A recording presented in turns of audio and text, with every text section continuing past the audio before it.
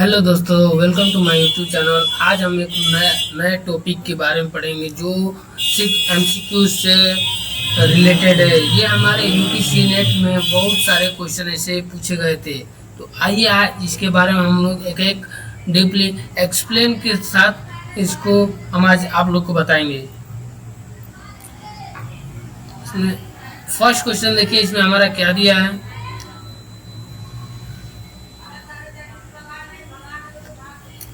देखिए, द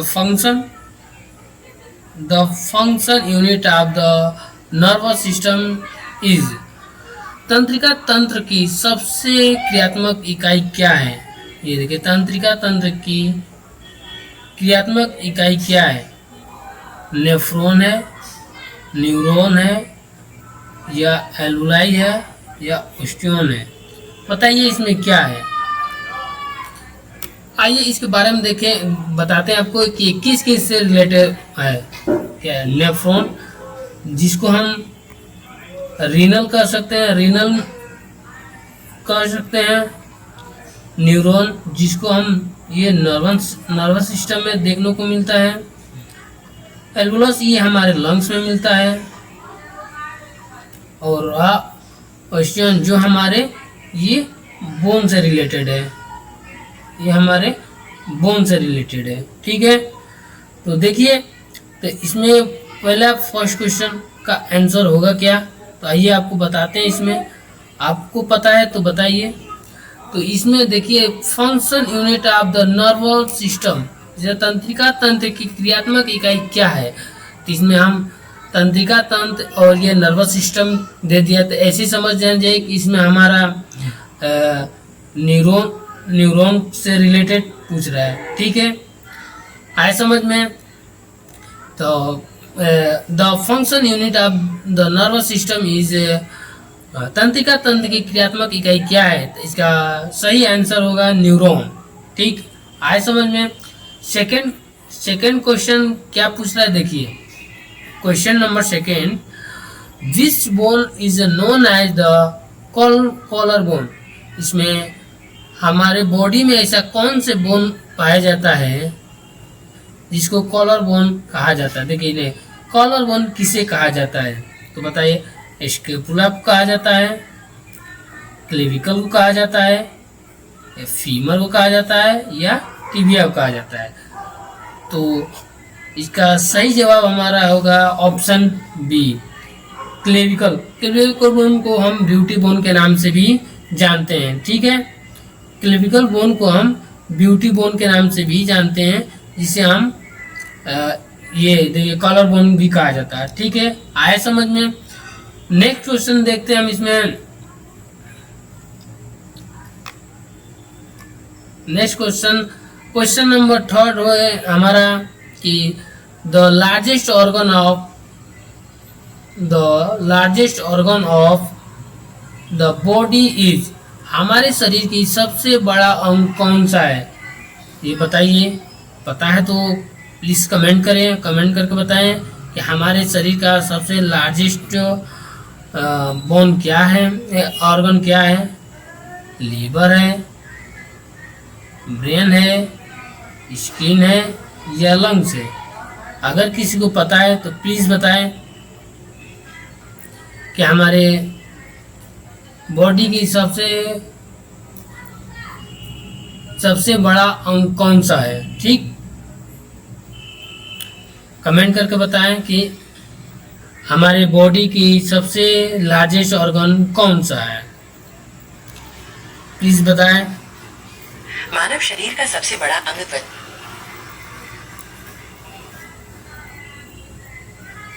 इसलिए हम बताते हैं, हमारे शरीर की सबसे बड़ा अंग स्किन को कहा जाता है। ठीक है, इसका सही आंसर है हमारा ऑप्शन सी। आए समझ में? नेक्स्ट क्वेश्चन हम देखते हैं। इसमें क्वेश्चन नंबर फोर्थ क्या बोल रहा है, आइए हम इसको देखते हैं। Which organ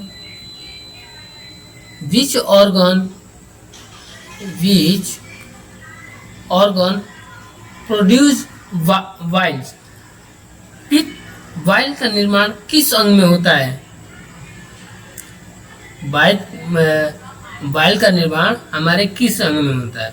option A kidney, option B liver, option C pancreas या ऑप्शन डी स्टमक। तो आइए इस सब के बारे में देखिए क्या कहाँ से बनता है। हमारा सही ऑप्शन इसमें होगा ऑप्शन बी लीवर। ठीक, देखिए कैसे कैसे होगा। जैसे मानिए कि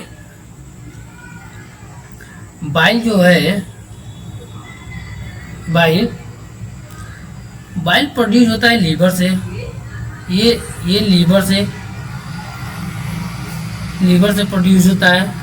ठीक है, और बात करें ये हमारा बाइल स्टोरेज कहाँ होता है। बाइल स्टोरेज की बात करें तो हमारा बाइल स्टोरेज कहाँ होता है?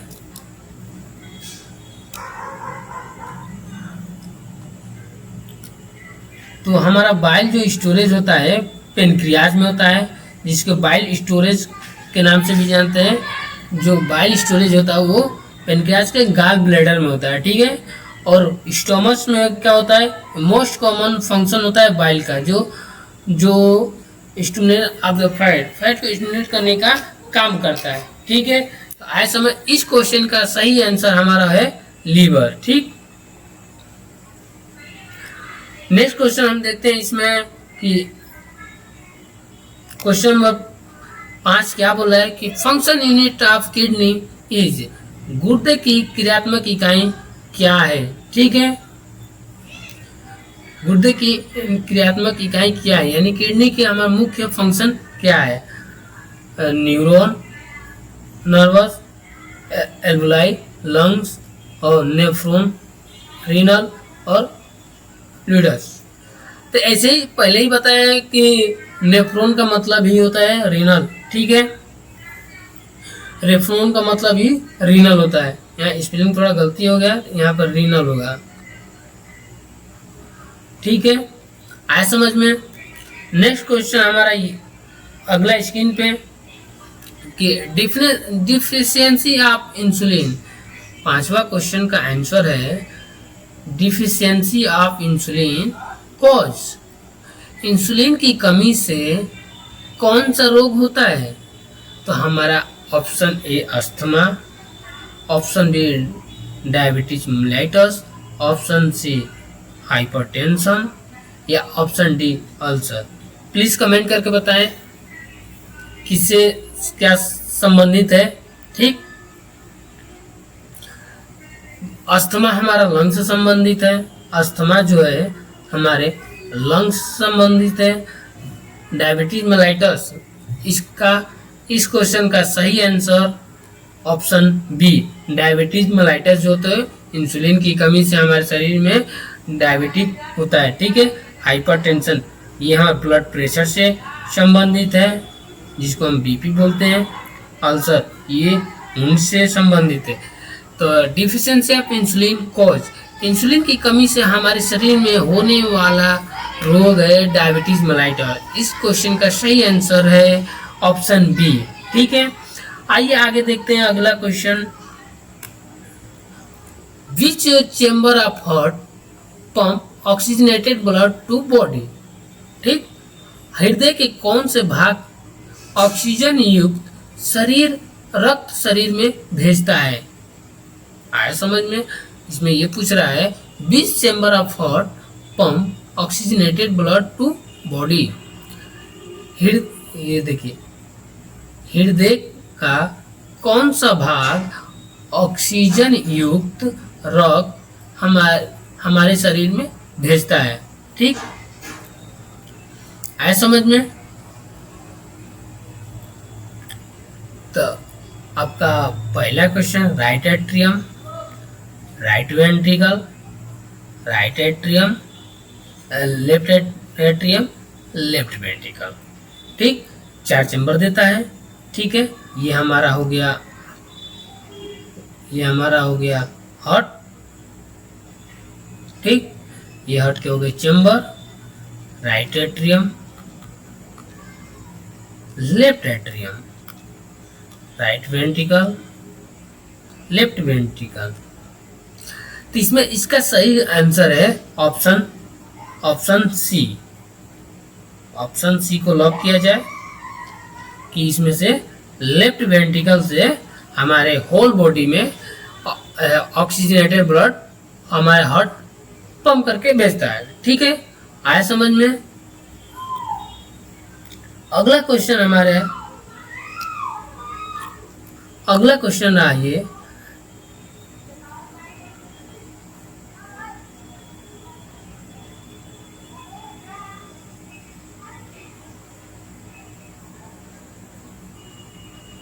Digestion of protein mainly occur in.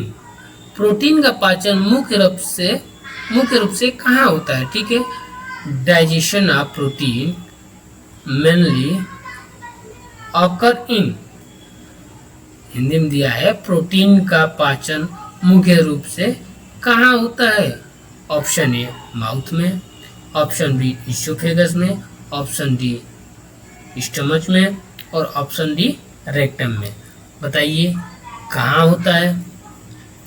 जो हमारा शरीर का सारा भोजन जाकर डाइजेस्ट होता है कहाँ होता है? माउथ के थ्रू तो जाता है, लेकिन माउथ में तो होता नहीं है, तो ऑप्शन ये नहीं होगा। इसोफेगस के थ्रू स्टमक में जाता है, ये तो होगा नहीं। रेक्टम का होगा नहीं। माउथ से जाता है, इसोफेगस के होते होते स्टमक में जाता है। तो हमारे इस क्वेश्चन का सही आंसर है आंसर सी स्टमक। स्टमक में जो बाइल होता है इसके वहाँ पे जाके सारा भोजन स्टोरेज होता है और वहाँ पे सारा हमारा पाचन प्रक्रिया होता है। ठीक है, आए समझ में। हमारा अगला क्वेश्चन रहा कि normal urine output per day in approximately. Normal urine output per day approximately कितना होता है? प्रतिदिन सामान्य मूत्र की मात्रा लगभग कितना होता है? मतलब एक दिन में एक व्यक्ति यूरिन कितना पास करता है? इसके ये क्वेश्चन पूछने का तात्पर्य ये है कि प्रतिदिन एक सामान्य मनुष्य एक दिन में कितना पेशाब करता है। ठीक है, क्या 200 ml, 500 ml, 1500 ml या 4000 ml? बताइए। देखिए इसका सही आंसर होगा सी 1500 ml। कैसे होगा? देखिए एक मनुष्य 1 मिनट बराबर 1 ml यूरिन पास करता है। ठीक है, तो टोटल 1 घंटे में 60 मिनट में पूरे 60 ml यूरिन पास करेगा। तो ऐसे आप 24 × 60 करेंगे तो लगभग 1440 ml आएगा। तो लगभग हम इसको मान लेंगे 1500 ml। ठीक, तो एक दिन में सामान्य मनुष्य 1500 ml यूरिन पास करता है। ठीक है, आए समझ में। अगला क्वेश्चन रहा हमारा कि thyroxine hormone is secreted by. जो थायरोक्सिन हार्मोन होता है कहाँ से सीक्रेट होता है?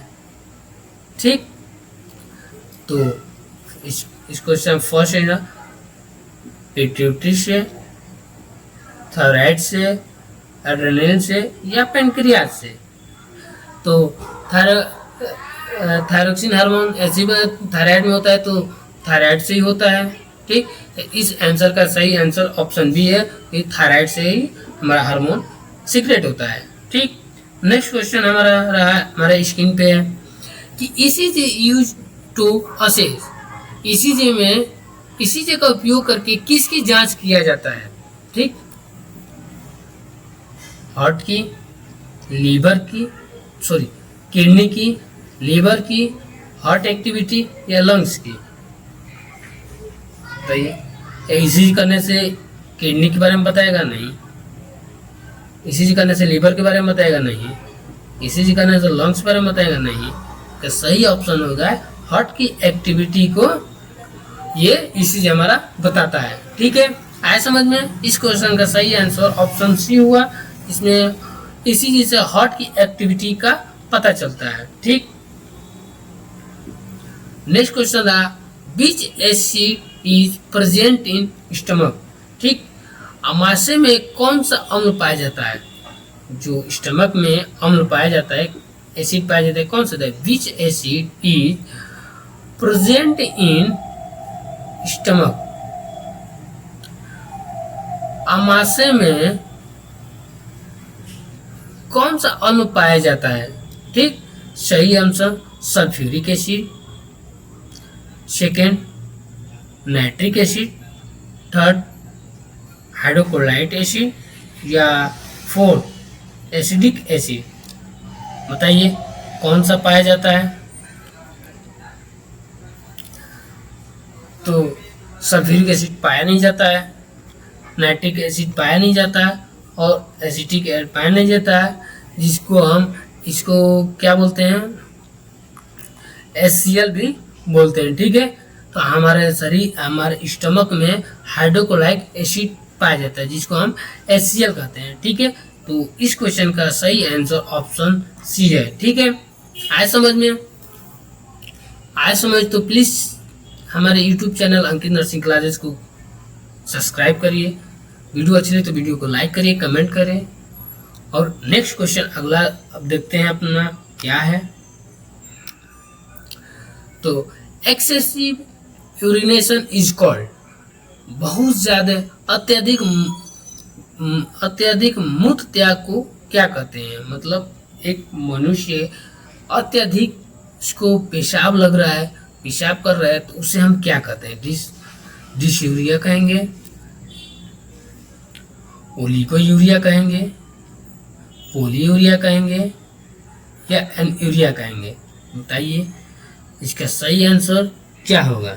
ठीक है, बताइए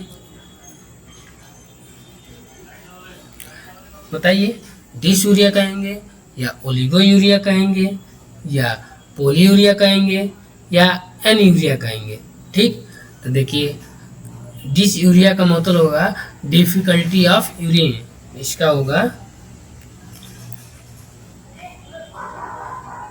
डिफिकल्टी ऑफ यूरिन, मतलब यूरिन पास करने में उसे डिफिकल्टी होगा।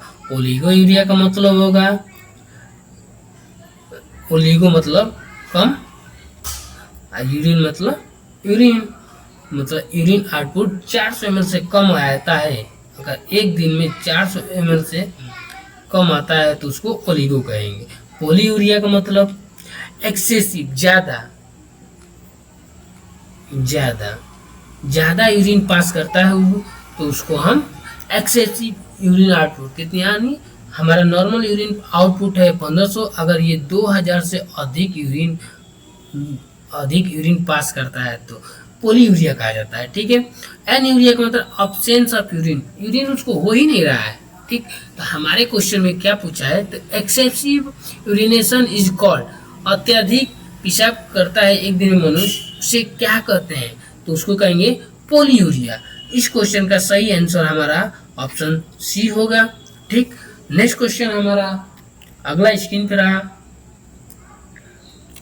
कि which gland is known as master gland. इसमें ये पढ़ रहा है कि कौन सी ग्रंथि को मास्टर ग्रंथि कहा जाती है। ठीक है, option A thyroid, option B pituitary gland, option D adrenal और ऑप्शन डी पीनल। ठीक, तो हमारा सही ऑप्शन थायराइड ग्लैंड से सिर्फ थायराइड हार्मोन रिलीज होता है। हमारा ऑप्शन होगा ऑप्शन बी सही। ठीक, क्योंकि इससे मास्टर ग्लैंड कहा जाता है, मास्टर ग्लैंड इन बॉडी, जिसको हाइपोथैलेमस कहते हैं। ठीक, मास्टर ऑफ मास्टर ग्लैंड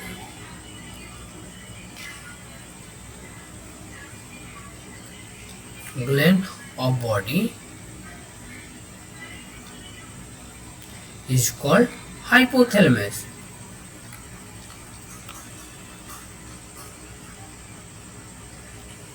आए समझ में? क्यों कहा जाएगा? इसको मास्टर ग्लैंड कहा जाएगा हमारे बॉडी के, इसको हाइपोथैलेमस कहा जाता है। ठीक है, तो हमारे इस क्वेश्चन का सही आंसर ऑप्शन बी सही है, जिसको पिट्यूटरी ग्लैंड कहते हैं। ठीक है, अगला क्वेश्चन हमारा ये रहा स्क्रीन पे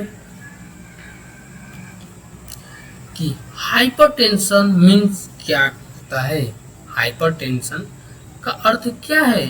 ठीक, लो BP, normal BP, high BP या नो बीपी। ठीक, आए समझ में? लो बीपी रहेगा, लो बीपी को हम क्या कहते हैं? हाइपोटेंशन। नॉर्मल बीपी है तो नॉर्मल बीपी सिस्टोलिक, जिसका सिस्टोलिक होता है, सिस्टोलिक होता है 120 और डायस्टोलिक हमारा होता है 80।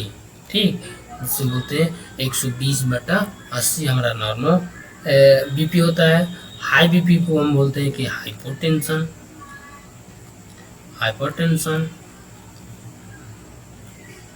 ठीक, तो इस क्वेश्चन का हमारा सही आंसर होगा option C, hypertension high BP में देख को कहा जाता है। इसमें हमारा बीपी 140 से 140/90 mm ऑफ एसजी से अधिक ऊपर भागने लगता है।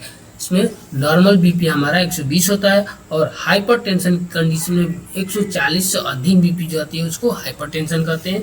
ठीक है, अगला क्वेश्चन हमारा रहा हमारे स्क्रीन पे कि which vitamin help is blood clotting.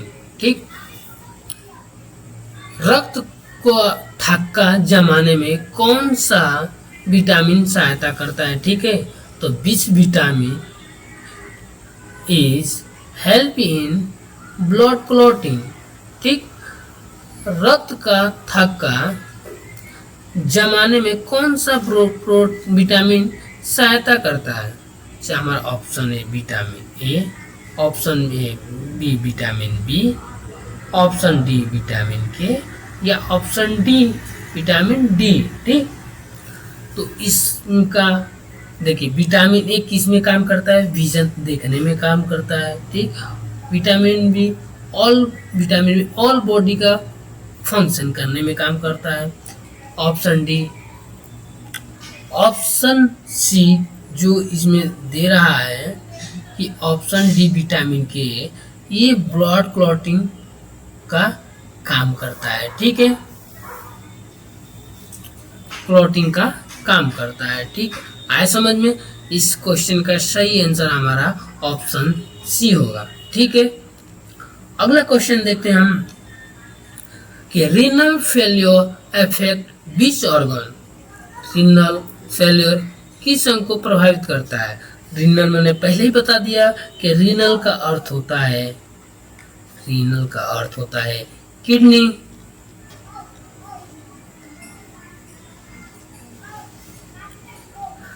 तो रीनल से हमारा ऑप्शन सी इसका सही आंसर होगा, किडनी अफेक्ट होता है। ठीक, आए समझ में?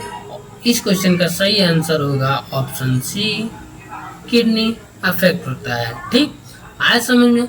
अगला क्वेश्चन हम देखते हैं अपने स्क्रीन पे कि insulin is produced by, insulin कहाँ से प्रोड्यूस होता है?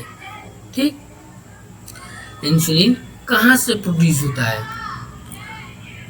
Insulin is produced by, insulin का निर्माण किसके द्वारा होता है? ऑप्शन ए लीवर के द्वारा, ऑप्शन बी पैनक्रियाज के द्वारा, ऑप्शन डी किडनी के द्वारा या ऑप्शन डी थायराइड के द्वारा। The option A B liver के द्वारा होता नहीं है, किडनी से होता नहीं है, थायराइड से थायरोक्सिन हार्मोन में होता है। तो सही ऑप्शन होगा इसका बी, पैनक्रियाज।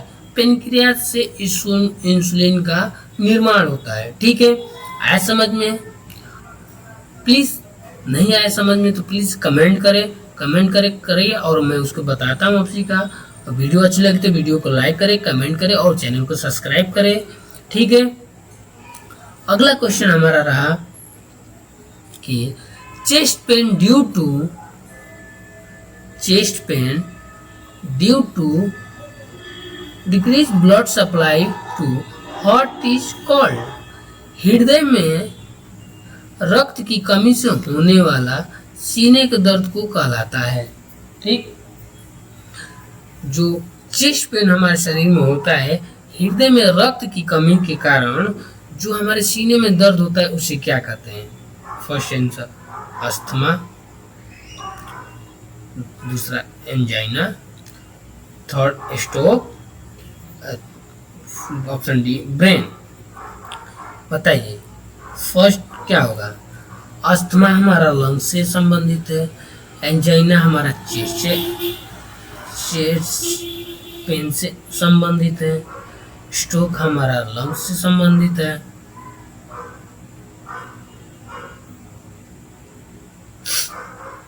और स्ट्रोक हमारा ब्रेन से संबंधित, स्ट्रोक हमारा ब्रेन से संबंधित है। और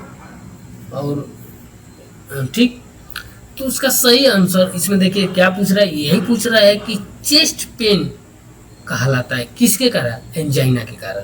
तो इसका सही आंसर होगा ऑप्शन बी, एंजाइना के कारण हमारे शरीर में जो पेन होता है, ब्लड सप्लाई की कमी से चेस्ट में जो पेन होता है, ये हमारे एंजाइना के कारण होता है, जिसे एंजाइना पेक्टोरिस कहते हैं। ठीक है, है समझ में? अगला क्वेश्चन हमारे स्क्रीन पर आ कि presence of protein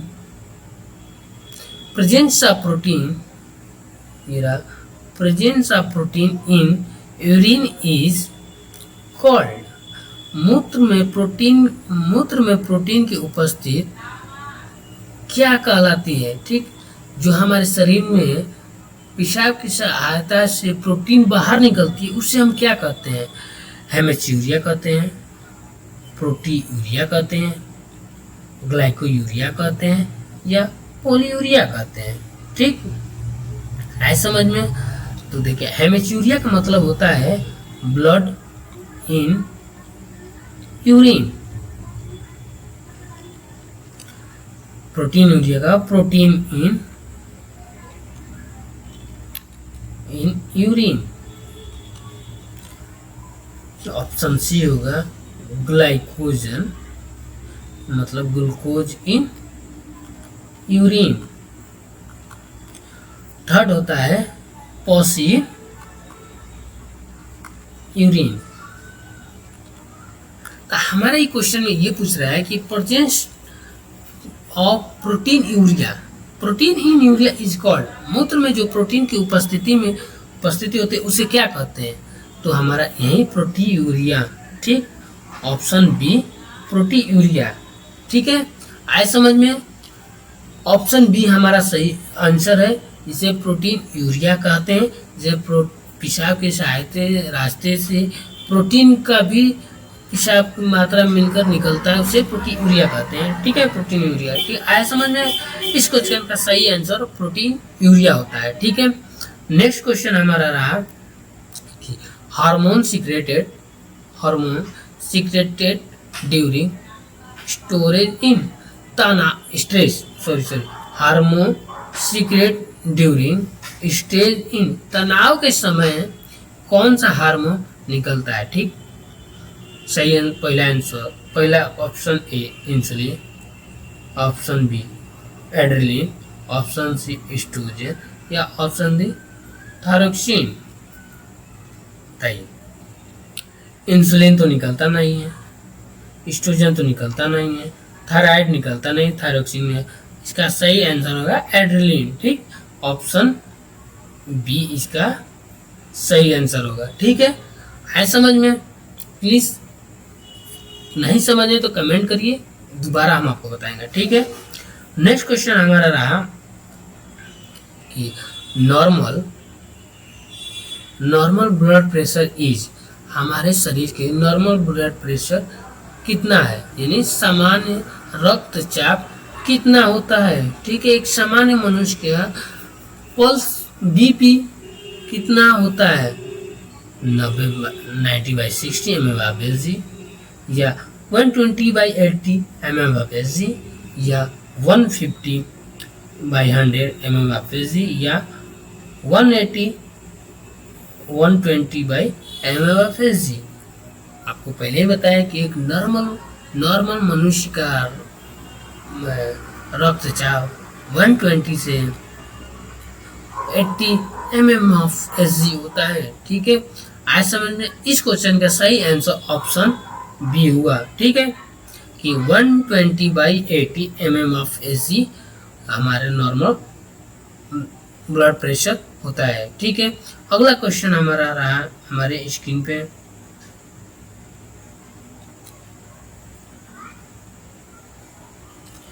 कि inflammation of liver is called. ठीक, यकृत की सूजन को क्या कहते हैं? ठीक है, first answer nephritis, gastritis, hepatitis या कोलिथियासिस। ठीक, बताइए आपका लीवर से संबंधित इसमें क्वेश्चन पूछा है। ठीक है,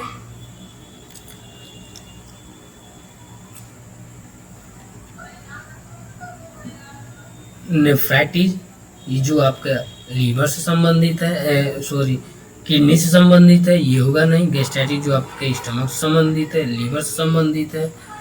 गैस्ट्राइटिस जो आपके लीवर से संबंधित, स्टमक से संबंधित है। ठीक, कोलिथाइटिस जो आपके कोलोन से संबंधित है, होगा hepatitis. Inflammation of liver, inflammation of liver is called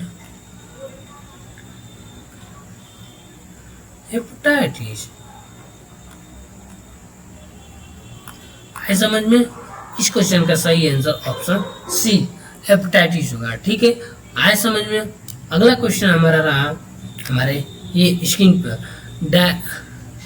dialysis done in.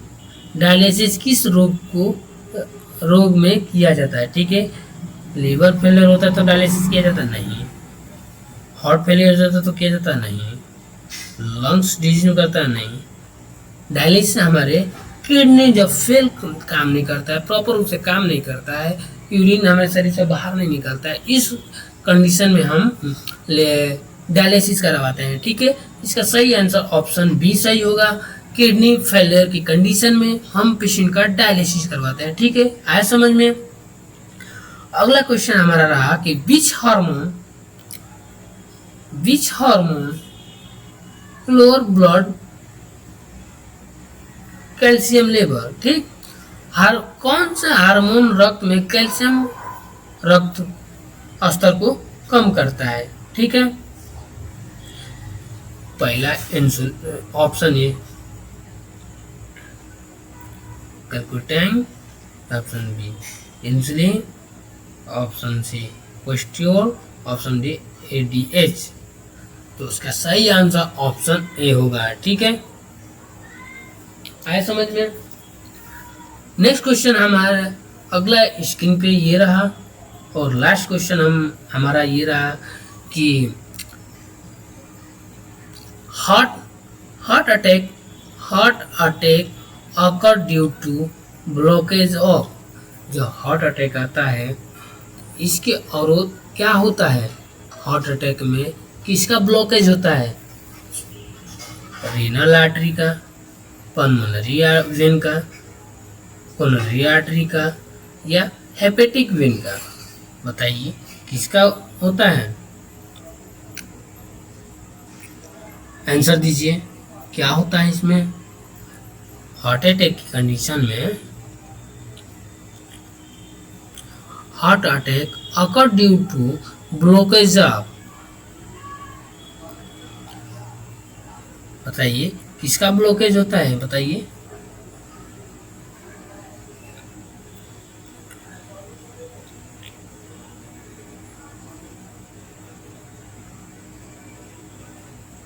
बताइए किसका ब्लॉकेज होता है? इसमें क्या देखते हैं?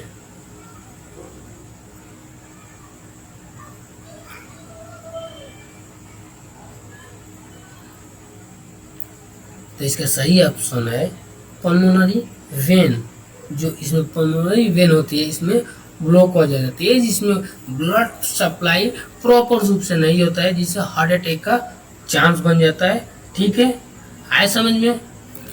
नेक्स्ट क्वेश्चन समाप्त। Thank you.